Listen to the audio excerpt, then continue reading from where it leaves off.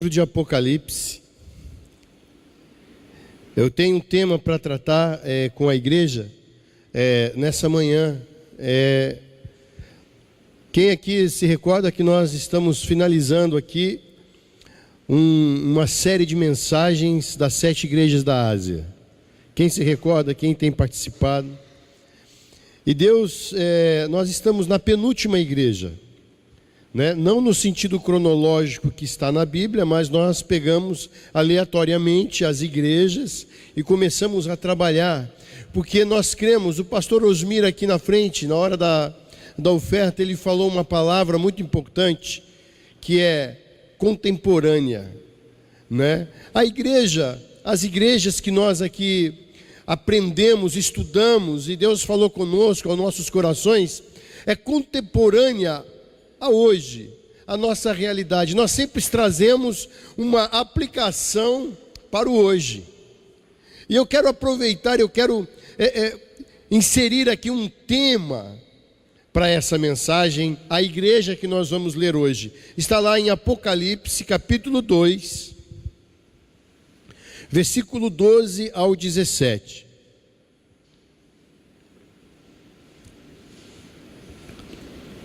Apocalipse, capítulo 2, versículo 12 ao 17.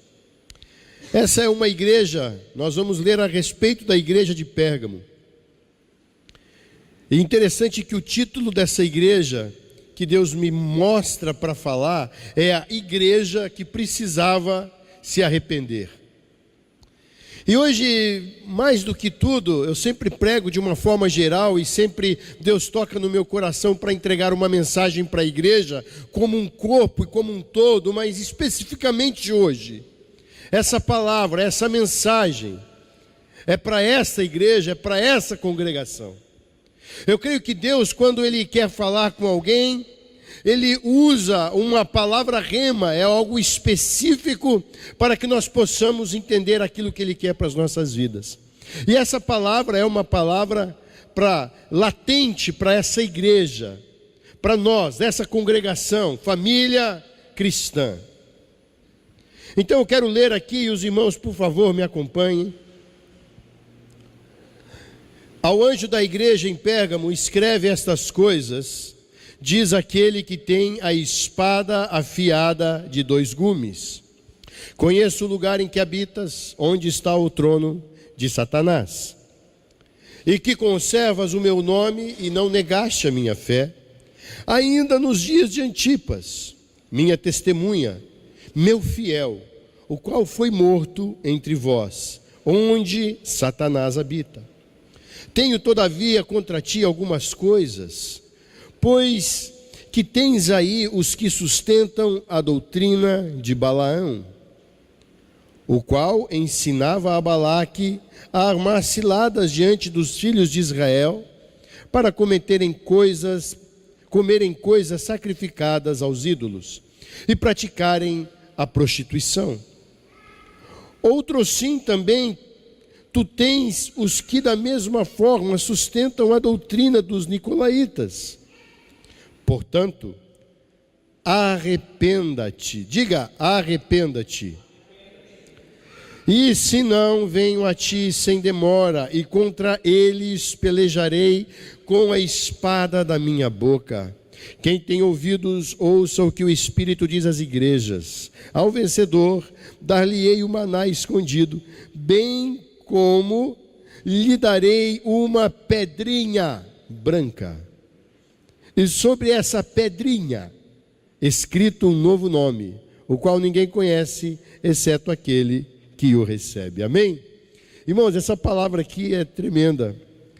Eu gostaria de ser às vezes como o pastor Osmir, que quando prega, ele é uma pessoa muito engraçada aqui em cima. Ele nos traz assim aquela, nos prende naquela hora. E eu estou pedindo a Deus esse dom, para mim poder, porque eu não sei, quando eu chego aqui em cima no púlpito, cada um tem uma forma de pregar, cada um tem um estilo, aquilo que o Espírito Santo concede. Mas eu vejo essa palavra uma palavra muito séria. Eu vejo essa palavra uma palavra muito profunda para a vida dessa igreja. Porque aqui, se nós formos entender Pérgamo, olha como que o versículo aqui traduz: conheço o lugar em que habitas, onde está o trono de Satanás, irmãos. Pérgamo foi um local de alguns templos que eram consagrados, que era a idolatria oficial do Império Romano. Foi consagrado templos ali para Augusto, foi consagrado templos ali para Trajano, foi consagrado templos ali também para Severo. Além de tudo isso, Pérgamo também era um lugar onde se adoravam os deuses do Olimpo, Zeus, né? Quem assiste esses filmes da mitologia grega, né? Dionísio, Atena, e aí por diante vai. Pérgamo era um lugar como esse. E quando esse versículo fala aqui para mim e para você, quando nós lemos e vemos aonde habita o trono de Satanás, aonde está o trono de Satanás, irmãos, isso aqui é uma coisa muito séria. Sabe por quê? Porque o dia que nós vivemos hoje, na atual conjuntura que nós estamos vivendo, nós vivemos em um lugar como esse. Basta olhar para a República. Eu me recordo ainda, eu ainda tinha cabelo nessa época, irmão. Eu me recordo quando na casa da Dinda, tinha esse nome, quando o Collor de Mello era presidente do Brasil, e quando foi descoberto o que se tinha feito ali naquele lugar, magia negra, satanismo, encontraram ossos enterrados naquela casa. E eu te pergunto, vinha da onde isso? Vinha de um lugar onde a autoridade do nosso país nos governava. Então, irmãos, hoje em dia não é diferente. A palavra de Deus nos diz que o mundo jaz do maligno. Esse sistema, quando nós falamos de mundo, às vezes as pessoas não entendem, quando nós falamos de mundo, está achando que é o planeta Terra, e não é o planeta Terra. Mundo é o sistema. Esse sistema jaz do maligno. Nós vivemos em um sistema maligno, irmãos. Nós somos luz dentro de um sistema maligno. Mas graças a Deus, quando nós chegamos, brilha a luz. Brilha a luz, ele tem que sair fora, ele tem que correr. E aqui, Deus, o Espírito Santo de Deus fala assim: olha, eu conheço o lugar em que você tem habitado, eu sei aonde você está. Você está em um lugar aonde não existe mais a esperança. Sabe por quê? Porque o maligno tem dominado. Você vive em um lugar onde você está rodeado de inimigos. E agora me traz à memória o Senhor e o Espírito Santo, Davi dizendo assim: mesmo que um exército se levante contra mim, mesmo que 10.000 homens venham contra mim, não temerei, porque o Senhor está comigo. É ou não é? Ainda que um exército se levante contra mim, Ele é o meu escudo e fortaleza. Nós vivemos num mundo como esse, nós vivemos dentro de um sistema como esse, meu irmão. Mas aqui no outro versículo diz assim: tenho contra ti que tens aí os que sustentam a doutrina de Balaão. Aqui eu quero, irmãos, aqui o Santo quer falar algo muito sério com essa igreja. Primeiro nós temos que agradecer a Deus e louvar ao Senhor pelo fato de que nessa igreja, e não pensem que eu estou defendendo o ministério. Eu não estou defendendo o ministério, eu estou defendendo a Bíblia, que é a palavra de Deus. E nesse lugar se prega a palavra de Deus. Aqui não tem invencionice, irmão. Aqui ninguém dá cambalhota. Aqui não se coloca a arca da presença de Deus. Aqui não se coloca um balde de óleo para você enfiar a cabeça dentro. Aqui não se vende água do Jordão. Aqui não se tem a blindagem com óleo. Eu vou dizer o porquê. Porque aqui nesse lugar se prega a palavra de Deus. É o Espírito de Deus que direciona uma palavra para estar chegando aí ao seu coração, para que você receba um alimento sadio, um alimento que possa sustentar a sua vida espiritual. E aqui existe uma doutrina. Nesse texto nós encontramos que existiam dentro da igreja, lá em Pérgamo, as pessoas que sustentavam a doutrina de Balaão. Aí você vai me perguntar: pastor, que doutrina é essa? Quem que é esse tal de Balaão? Não, é Balaão, irmão. A história é conhecida. Ele surra a jumenta dele fala com ele. Deus, o Espírito Santo toma a boca da jumenta e fala: você não está vendo o anjo aqui na frente, homem? Sempre te levei para baixo e para cima, sempre trabalhei para você, nunca te fiz isso. Agora você me surra porque você está cego e não está enxergando o anjo, porque você está fazendo coisa errada. Balaão, sabe o que ele fez? Balaão, ele foi um falso profeta, sabia? Porque ele vendeu os seus serviços a um rei pagão que se aconselhou a seduzir. Ele aconselhou-se com Balaão, e Balaão diz assim: olha, você tem que seduzir o povo de Israel, a idolatria e a imoralidade. E eu vejo essa sedução nos dias de hoje, não aqui, mas eu vejo essa sedução tomando conta dentro da igreja, sabe? Eu fui lá no Fernandinho. Quem pensou que eu não ia, eu fui.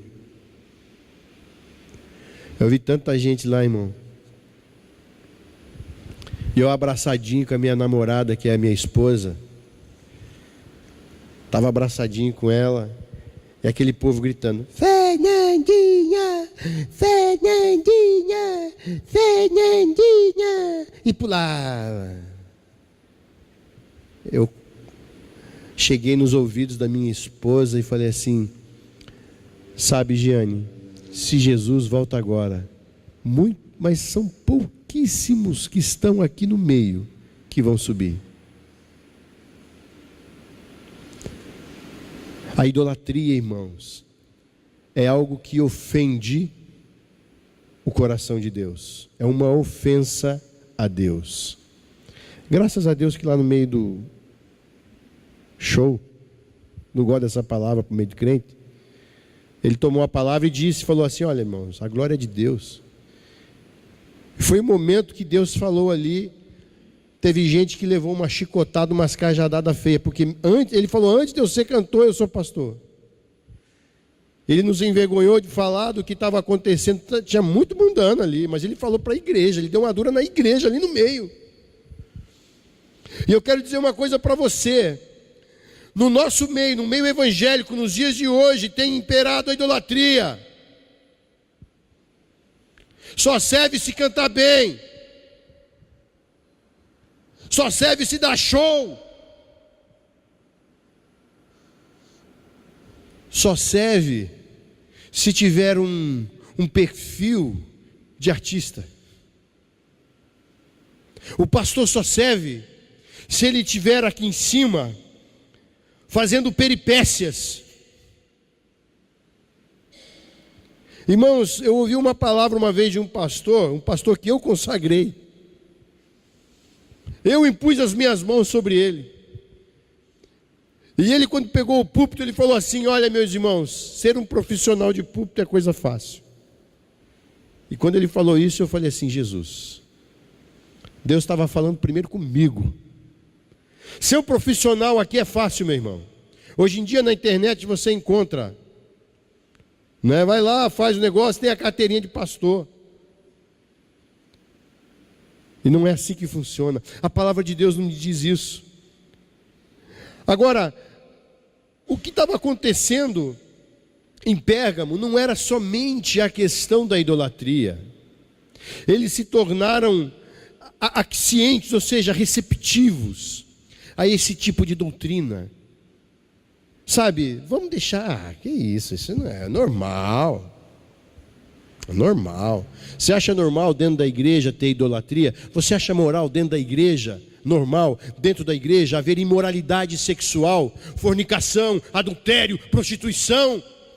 Você acha que Deus vai vir buscar uma igreja como essa? Você tem consciência de que tipo de igreja que Deus tem procurado? Porque Ele tem procurado adoradores que o adorem em espírito e em verdade. O Senhor, Ele tem buscado no meio desse povo, no meio dessa geração, pessoas que tenham a capacidade de entender, de raciocinar e dizer: eu não posso fazer isso, eu estou e eu faço parte, estou inserido no corpo de Cristo. Se eu e você estamos inseridos no corpo de Cristo e nós estamos praticando a imoralidade sexual, ou nós estamos praticando a idolatria, a quem quer que seja, nós estamos sendo um câncer dentro do corpo. Só existe uma maneira, irmãos, de curar um câncer. Sabe qual que é? A intervenção de Deus. Não é a intervenção do homem. O médico não pode curar o câncer. Quando o paciente escuta o médico, ele fala maligno. Quando o câncer é maligno, acabou, meu irmão. Pode dar remédio. Tem gente famosa, gente, que tem dinheiro, muito dinheiro. O tal do Zé, que era vice-presidente da República na época do Lula. O homem tinha dinheiro, muitas operações. O dinheiro resolveu. Os melhores médicos, quando ele tinha que passar por qualquer intervenção cirúrgica, Estados Unidos. Quando existe um câncer no seio da igreja, quando existe um câncer no corpo de Jesus, a intervenção, sabe aquela espada de 2 gumes que nós demos no começo desse capítulo, quando começamos a ler a respeito de Pérgamo? Essa espada, ela separa o câncer, ela tira o câncer. Mas existe algo nesse quesito, nessa questão do câncer, dessa pessoa, desse irmão que está inserido no corpo. Ou ele é tirado pelo Senhor, ou ele é curado pelo Senhor. Pastor, o que o pastor quer dizer com isso? Irmãos, olha aqui que Deus fala aqui, e é exatamente isso que eu quero trazer nessa noite, nessa manhã. Fiquei até 1h da manhã orando, irmãos, querendo, Senhor, eu quero uma revelação do Teu Espírito Santo. E aqui está: portanto, arrependa-te, arrepende-te ou arrependa-te. Irmãos, aqui está algo que o Senhor quer revelar para mim e para você, porque o verdadeiro arrependimento bíblico não se constitui em uma mudança de atitude promovida pela consciência humana. Eu vou repetir: o verdadeiro arrependimento bíblico não se constitui uma mudança de atitude promovida pela consciência humana. Sabe por quê? Porque o verdadeiro arrependimento bíblico diz que é uma mudança na concepção. Sabe o que é isso? Metanoia. Metanoia, ou seja, uma mudança na maneira de pensar.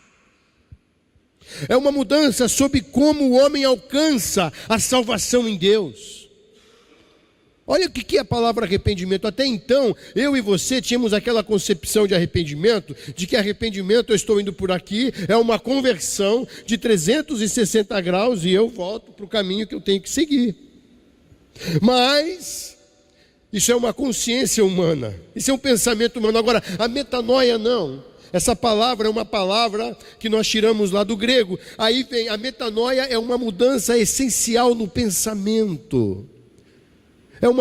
É no caráter da pessoa, é uma transformação espiritual, irmãos. Romanos, lá no capítulo 12, versículo 2, diz assim: e não vos conformeis com este mundo, com esse sistema, mas transformai-vos pela renovação da vossa mente. Olha a metanoia aqui, irmãos. Ah, mas porque todo mundo vai lá no Fernandinho pular, eu também vou. Ah, é normal, eu vou aqui, eu vou sair, eu vou lá no show do Chitãozinho Chororó, normal. Não, irmão, é uma mudança aqui. Tudo começa aqui, meu irmão. Porque a partir do momento que o seu pensamento muda, que o seu pensamento está firme num propósito bíblico, o que acontece? Esse pensamento vai fazer com que o seu caráter seja forjado ao caráter de Cristo. Aí, entendendo o que é arrependimento, irmãos, lembra do câncer no meio da igreja? Se ele não se arrepende, se o pecador, irmãos, e não fica pensando ai, acho que é aquele irmão, né? Não, só eu penso assim. Só eu que penso assim, sabe? Não, é para aquele irmão essa palavra. Irmãos, seja honesto com você mesmo. Eu sou honesto comigo mesmo. Vamos ser honestos diante de Deus. É para mim. É para você. Não é para o irmão, não. Às vezes o câncer está na tua língua. É, porque o irmão adulterou, porque o irmão pecou, porque o irmão fez isso, porque o irmão fez... Irmão, a palavra de Deus, lê lá em Tiago, a língua, ela é inflamada pelo fogo do inferno. Talvez o câncer está na tua língua. Ao invés de você ser um promotor de bênção, você ser um promotor de fofoca. Deus não se agrada disso não, irmão. Renovação da mente. Não vos conformeis com esse mundo. Porque lá na igreja é tudo assim mesmo. Interessante, não é verdade, irmãos? Desde que eu sou crente, desde que eu nasci num berço evangélico, irmão, 46 anos. Nasci no mesmo ano que o pastor e sou mais bonito que ele. Mas eu quero dizer uma coisa. Desde que igreja é a igreja que eu conheço, se fala, naquela igreja se fala, na minha igreja também fala, é normal, fofoca dentro da igreja é normal. Irmão, não é normal. Renoveis, não vos conformeis, mas renoveis a vossa mente. É o pensar, irmão, você não deve pensar assim. Esse lugar é um lugar de bênção. Esse lugar não é um lugar de fofoca.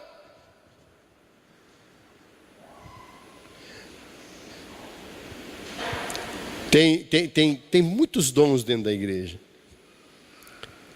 Eu acho que eu estou aqui para descobrir um novo dom dentro da igreja. Eu não sei se essa palavra é muito chula, mas eu vou usar ela e os irmãos que me perdoem, não está sendo gravado não? Está gravado? Os irmãos também me perdoem.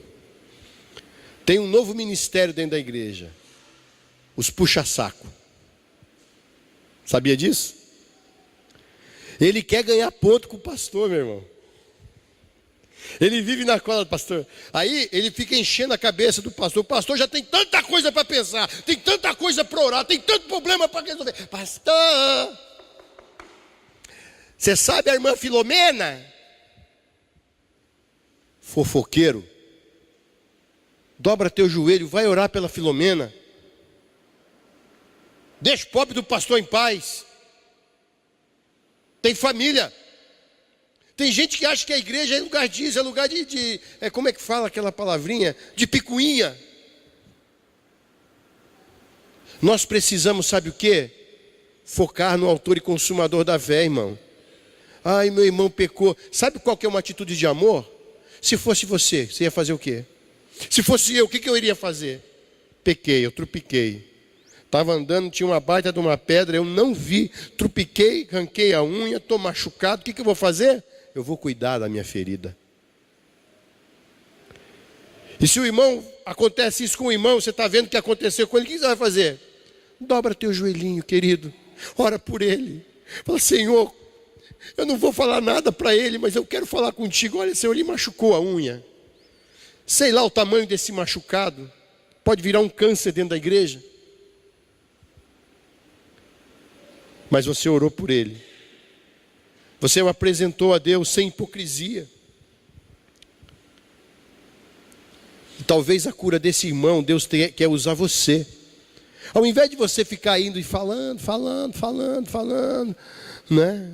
Olha, você viu? Olha, na nossa igreja lá tem isso. Olha, na nossa igreja lá tem aquilo. Eu não vou mais naquela igreja. Aquela igreja é conhecida como a igreja do adultério. Eu não vou mais naquela igreja porque aquela igreja é conhecida como a igreja da mentira. Vou dizer uma coisa para você, eu e você, nós precisamos nos posicionar e nos arrependermos. Como está lá também na igreja de Éfeso. Lembra-te de onde caíste e volte às obras do primeiro amor. Volte às primeiras obras. Você lembra quando você começou a ir numa igreja? Você lembra o fogo do teu coração? Sabe como, toda vez que eu vou lá no assentamento, eu volto ao primeiro amor, irmãos. Eu vejo aquilo tudo simples, aquele chão de terra. Eu falo, olha, Deus, Deus não precisa de muito. Deus precisa apenas do seu coração.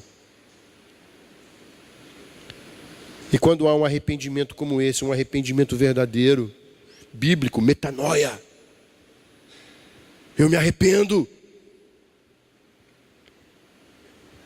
Aí tem uma promessa, e eu quero finalizar com essa promessa. E isso daqui encheu, ontem de madrugada o meu coração estava sendo abastecido, aleluia. Porque eu me lembrei daquela palavra que nem olhos viram, nem ouvidos ouviram aquilo que Deus tem preparado para aqueles que o amam. E olha, ao vencedor, não tem o versículo aí? Nesse versículo nós lemos aqui, olha lá no versículo, e o versículo está aqui. Ao vencedor, versículo 17, ao vencedor dar-lhe-ei do maná escondido, bem como lhe dar-lhe-ei uma pedrinha branca. Você pode falar assim, não estou entendendo nada. Até então, ontem eu também não estava entendendo nada. Eu falei, que pedrinha branca é essa? Que maná escondido é esse, Senhor? Eu quero saber o que é isso. Irmãos, vale a pena se arrepender na presença de Deus. Vale a pena nós renunciarmos tudo que esse mundo nos oferece.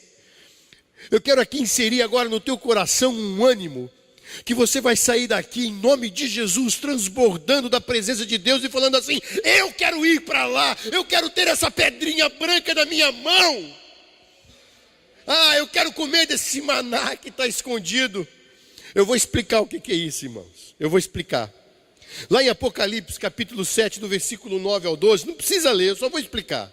Depois na sua casa você lê. Se eu falei alguma coisa errada aqui, você chega no pastor Osmir, fala assim, tira aquele pastor lá, não deixa mais ele pregar no púlpito. Ok?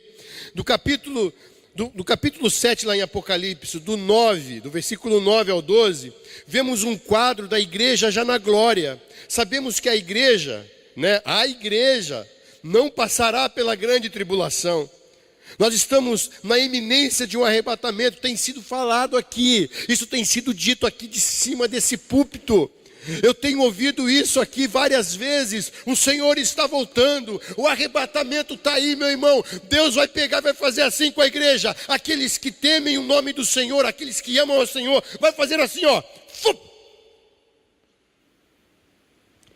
A Bíblia fala que vai ser num piscar de olhos.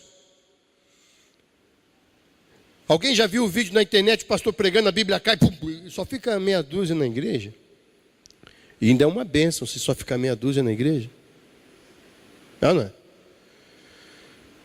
Então, nesse capítulo 7 nós vemos isso.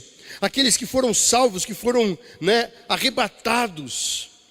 E sim, os que foram salvos não deixando e também aqueles, vai haver também aqueles que chegam depois, a grande multidão, são duas multidões, e essa segunda multidão são aqueles que não deixaram, foram salvos na grande tribulação, e nesse momento estaremos todos iguais diante do trono do Senhor.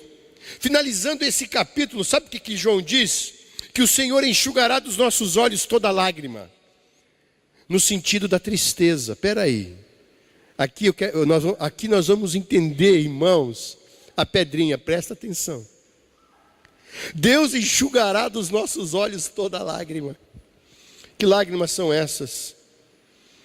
Nós ainda estamos com uma consciência humana. Lá no céu, como assim? Nós temos a lembrança, a consciência. Nós choraremos por coisas que ainda estão na nossa consciência, pelos nossos familiares, pelos nossos amigos, pelos nossos irmãos, que não estarão lá nesse dia. Nós vamos sentir tristeza, nós vamos sentir o desespero em ver aqueles amados queridos que muitas vezes estavam aqui tocando, ou aqueles que estavam em grandes shows, como aquele que aconteceu aqui nessa semana com o Fernandinho. Nós choraremos, choraremos, choraremos, e Deus vai enxugar as nossas lágrimas. Sabe o que vai acontecer? Aí entra a pedrinha branca. Ou seja, após esse consolo, ganharemos uma nova consciência. Eu e você, nós não nos lembraremos mais das coisas tristes. Como assim, pastor? Isso é heresia? Não é não. Sabe por quê? Se nós ficássemos com essa consciência humana aqui que nós vivemos hoje, não estaria registrado na palavra de Deus que lá não vai ser pai, mãe, filho, marido, mulher. Lá não vai ter isso não. Lá, irmão, lá seremos irmãos. Nós seremos como os anjos do Senhor. Então eu te pergunto hoje aqui, será que não vale a pena eu pagar um preço nessa terra, no meio desse sistema, onde vivemos como Pérgamo também vivia? Será que não vale a pena nós pagarmos esse preço, renunciarmos o mundo, renunciarmos os nossos desejos, as nossas vontades, porque nós vivemos muito aqui, eu quero uma casa, eu quero um carro, eu quero o melhor, eu quero comer o melhor dessa terra, porque está na Bíblia. Irmãos, eu quero dizer uma coisa aqui para vocês. Olha, se Jesus Cristo estivesse no inferno, eu queria estar lá com Ele. Pastor, não fala isso. Irmãos, eu não estou indo para o céu por causa do céu, eu estou indo para o céu por causa do meu Jesus. Você tem que ter isso no seu coração. Eu sou um cidadão dos céus por causa dEle. E essa pedrinha branca vai apagar toda a maldade, todo o pecado. Sabe Adão e Eva antes de pecar? Vai ser melhor do que aquilo. Como assim, pastor? Adão e Eva já viviam na carne, não tinha o pecado, mas vivia na carne. Lá não, meu irmão. O que Deus tem preparado é algo tremendo. Mas junto com essa nova consciência, nós recebemos de comer o maná escondido. E aí, o que é esse maná escondido? O que isso significa? Irmãos, o maná escondido, olha, é que tomaremos conhecimento de coisas eternas que a nossa capacidade humana não alcança. Ou você acha que o céu é só isso aqui resumido que eu tenho falado? Vai ser revelações tremendas. E lá em Deuteronômio, no Velho Testamento já, no capítulo 29, no versículo 29, sabe o que fala? As coisas encobertas pertencem ao Senhor nosso Deus, porém as reveladas pertencem a nós. Ou seja, sabe o que acontece? Deus só revela o que Ele quer e não o que você deseja. E lá no céu, o maná escondido, meu irmão, quanta coisa. Olha, quem aqui quando viu o mar, quantos conhecem o mar aqui? Levanta a mão, deixa eu ver. Tem gente que não conhece o mar aqui, né? Então, quando eu vi o mar pela primeira vez na minha vida, eu fiquei, uau! Jesus é bom de tempero, para colocar sal, tudo isso aí é muita coisa. É uma grandeza tremenda. Você imagina quando eu, você, os irmãos em Cristo chegar lá na glória. E aí, ai Jesus, vai dar, que nem aquele corinho, vai dar vontade de pular, vai dar vontade de cantar, vai dar vontade de gritar, aleluia. Tem gente que pensa que o céu é os anjinhos com as harpinhas, outros com os violinos, que nada, irmão, lá é lugar de alegria, não cabe aqui dentro. Você acha que lá no céu vai ser uns dominguinhos assim? Eu tenho que acordar para ir à igreja. Aí vem na igreja domingo de manhã, acordou, à tarde, eu tenho que ir às 2 da igreja. Não, meu irmão. É corpo glorificado. Não tem cansaço, não tem carne, não tem dor, não tem pranto, não tem choro. Lá só tem glória, glória, glória. Aí você fala assim, esse pastor está querendo fazer uma lavagem na minha cabeça. Irmão, querendo ou não, eu vou. Em nome de Jesus, eu tenho lutado. E se você não tem certeza da sua salvação, irmão, arrependa-te. Porque tem crente que vem na igreja para pedir salvação, irmão. Você é salvo pela graça, mediante a fé. Isso não vem de vós, é dom de Deus. Deus se presenteou, pega isso, abraça isso e fala: Senhor, eu quero ir morar contigo.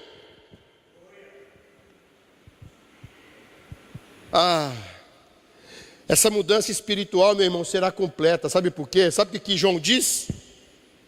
1 João, o apóstolo João, aquele que o Espírito Santo, né, inspirou para escrever Apocalipse, lá na carta dele, lá em 1 João, capítulo 3, versículo 2, ele fala assim, ó: amados, agora somos filhos de Deus e ainda não é manifestado o que havemos de ser. Olha só, o que eu entendo com isso, irmãos?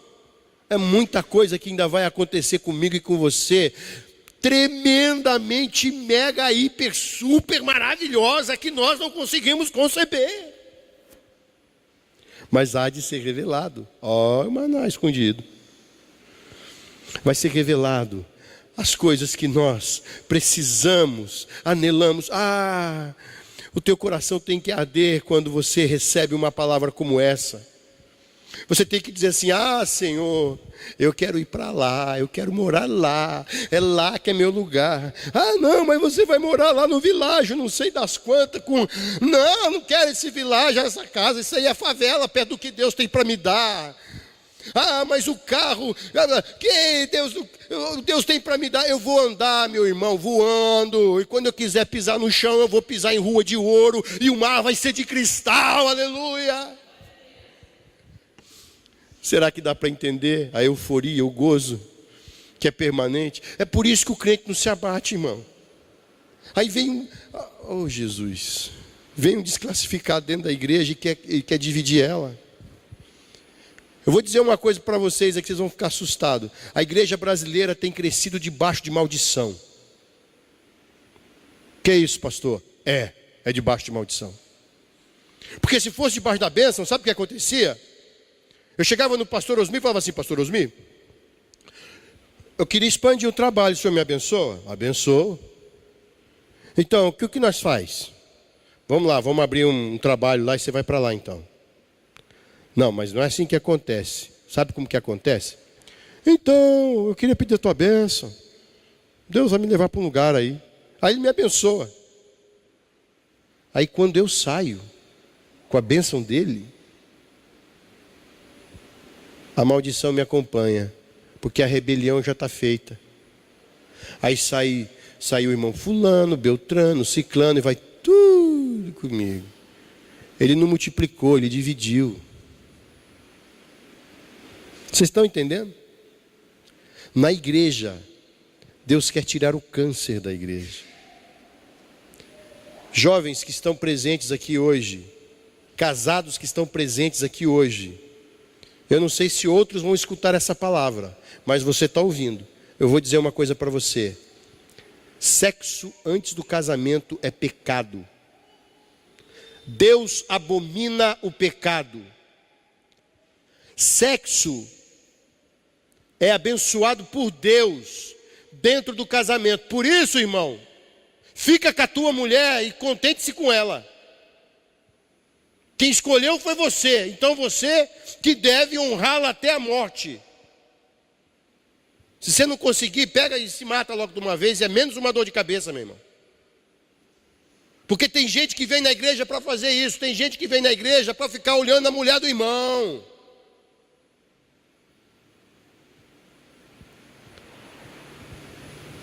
Tinha um ministro de louvor abençoadíssimo. Ele começou a cantar na igreja, sabe como? Quando eu olho em teus olhos, sinto o teu perfume. E olhando para a irmã, ai que linda, a irmã se apaixonou por ele. Ele também. Quase acabou com o ministério do pastor lá no Japão. Nós precisamos ser o que a Bíblia pede para que sejamos: fiéis.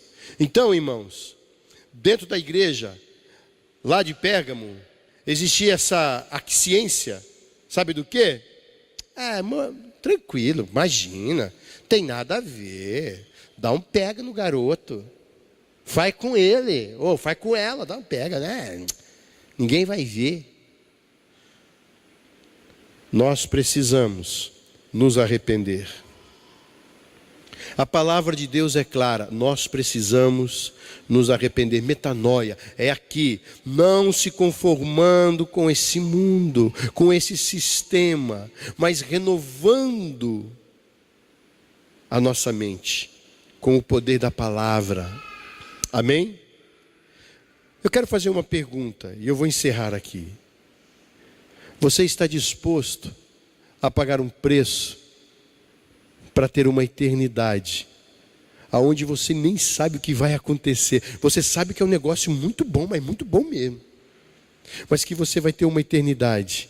Você está disposto a renunciar às coisas banais desse mundo? Você está disposto a renunciar aos seus desejos? Você está disposto a renunciar à sua mediocridade? Estamos dispostos a dizer assim: eu faço parte de um povo eleito. Irmãos, é uma coisa muito séria, muito profunda. Quem não está aqui recebendo uma palavra como essa é porque Deus falou assim: não, eu quero que você esteja aqui. É você, se trata de você. Ele está perguntando para você: você está disposto? Não fale amém. Fale no teu coração aí agora. Diga: eu estou disposto, ou eu não vou, porque eu não sei. Nós temos, às vezes em nossas vidas, nós precisamos ser sinceros conosco, não com quem está do lado, mas conosco. Olha, eu não estou sentindo tudo isso não. Então vai buscar. Se você quer, vai buscar. Agora, se você quer, então, irmão, intensifique a sua busca, porque a alegria do Senhor é a nossa força. Amém? E toda vez que você for vir para a igreja, seja o horário que for, seja de manhã, de noite, de tarde, de madrugada, não importa. Você vai lembrar como Davi falava: alegrei-me quando me disseram, vamos à casa do Senhor. Amém? Pastor, por favor, Deus abençoe a todos. Vamos ficar de pé um minutinho.